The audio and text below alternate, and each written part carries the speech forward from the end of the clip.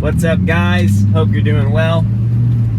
Hey, I want to talk about some more things that have helped me get free from my addiction to pornography, which I got free from 8.5 years ago. It's been 8.5 years, guys. Pretty awesome. But one super important point that I just want to clarify. I talked about how you have to believe that it is possible, and that is easier said than done. But I talked about that video like within the context of biblical promises, within the context of Christianity. And I did mention in the video that it is possible, but at the same time, nothing you can do can fully earn it, can fully realize it. And so it's a little bit of a double-edged sword that I wanted to make sure to clarify, which is that in my experience, in my opinion, in my worldview, like without following God, there is no way to get out of addiction to pornography, unless you're just going to trade it for some other addiction. Like, there's not true freedom apart from the power of God at work in your life. But there are a lot of people with the power of God at work in their life that still don't believe there's true freedom, or still haven't tasted that true freedom. And so that's kind of what I want to dive into in this series. But if you are not a Christian, I don't know how to help. I mean, I can help, but it just won't be, you'll miss the secret sauce. You'll miss the ingredient that makes it all work. And so it's totally impossible on your own strength, but it is totally possible if you're just talking from a like idealistic scenario, perfect scenario. What does the Bible communicate about our relationship with sin? Yes, you can get out of the lures of pornography addiction. And let me just dive into something that might be kind of obvious. And again, I've talked about how you have to want it. But one thing that helped me that's a little bit similar or in that same camp is, man, you have to really want to get out. But something that really helped me break free that I've talked about in this channel is getting hit with the weight of the consequences of addiction to pornography. So this will help you in your desire to break free, and you need that desire and that fight within you. One of the things that helped me cultivate that fight is realizing how big of a problem this is. Because for the first many years, I just believed the lie that it doesn't really affect anyone else. It's just kind of my own sin, my own problem. Hey, at least it's only me that it's affecting. And that is not true. But before I even go there, it's like, even if I am the only one it's affecting, it is affecting me, you know? Like, man, how many nights did I stay up way too late?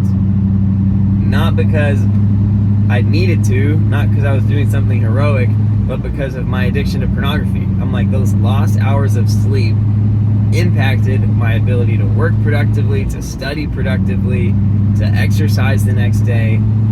I mean, just the hours given is already a problem, especially if you have any level of ambition with what you want to achieve in life. Pornography is going to inhibit you incredibly. But also, it inhibited me so much in my self-esteem. Since sophomore year of high school, I've been an aspiring Christian, trying to follow the Lord myself, and it's just hard to feel like you're doing great at that when you're doing something God doesn't want you to do. And so just the level of shame you carry is significant and battle with. But the thing is, in following God, you're not just trying to know God yourself. You're not just trying to up your own character stats. You're also trying to help others follow God. Like, I was mentoring guys. I'm leading things. Like, I want to be a contributor in the body of Christ. And it's just the worst feeling ever to feel like you don't even deserve to be a contributor. Like, to come out of a relapse into pornography and then later that day to be leading a Bible study. I mean, it's miserable. It's a miserable feeling inside. And it's just like, man, who would ever want to feel that, you know? And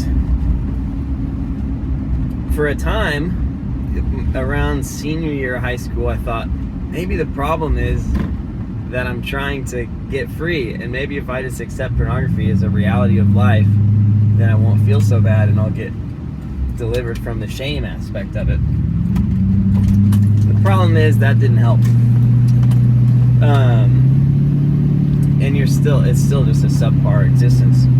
But the shame is huge, the inefficiencies are huge, the wasted time and the way that inhibits your choices in life and other, negatively affects other areas of your life is huge. And also the opportunity cost of that time of, it's not just negatively affecting other areas, it's also like, how could you have used that same time to positively impact different areas of your life,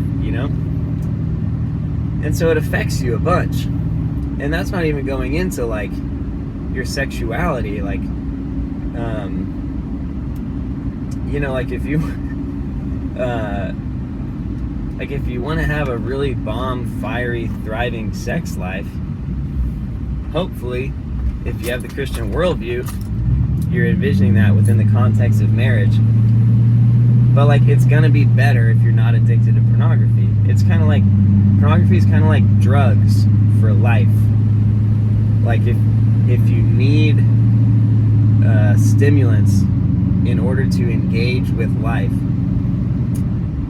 actual life can feel so mundane. It can feel really difficult to motivate yourself to work, to enjoy social events. Like you're not necessarily quite as present. It's like video games or like techno music or like caffeine. Like, if you need that in order to just be normal, you're setting your brain up for disappointment because real life isn't juiced up that way. And so pornography is the same way. It's like, real sex is not like pornography. And so if you want to have a great sex life, pornography is out to kill it. It's out to ruin it. You're going to end up with erectile dysfunction like half the men on the planet have, or something like that, or in America. I don't know what the actual stats are, but most people aren't having a bomb, fiery, thriving sex life, at the end of the day. And even emotional experiences within or after sex life, like you might have sex and then feel really insecure about yourself. And is that in any way related to pornography and comparing your experience to what you think the experience is supposed to be like? And is pornography shaping those expectations? Because if so, again, you're setting yourself up for disappointment.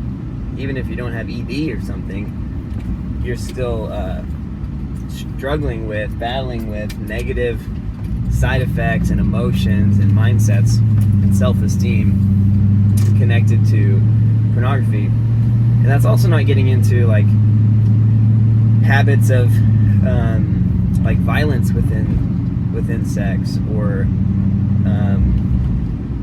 just other kind of like atrocities within sex life that without the influence of pornography you probably never would have been inclined for. But because of pornography, again, it's like this drug. You're addicted to a higher high. You need a higher dose in order to get the same high. Hold up. Guys, Look at that thing in the rearview mirror. That is a grill, and it says free on it. So we're just gonna back up and see what that's about real quick. Sorry for the interruption. Free.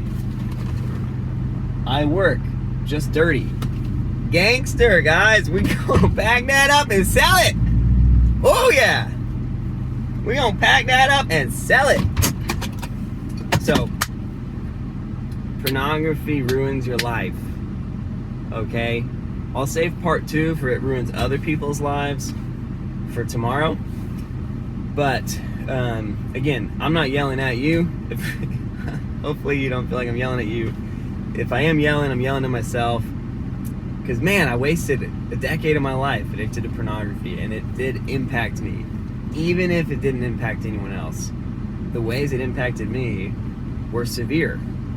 And I didn't even talk about like how your interactions with people, like it doesn't just ruin your sex experience, it can also ruin your non-sex experience. Like I'm just going to the grocery store, and now like I used to be able to like just like it's like I was just sexualized everywhere I went, and I couldn't do anything about it. Like I just had like X-ray vision. Like I could just see through people's clothes. And it's like the more that I had watched pornography, like the easier that became. And it didn't even matter what anyone was wearing. It's like I could just see them naked in my mind. And again, not a fun reality to live.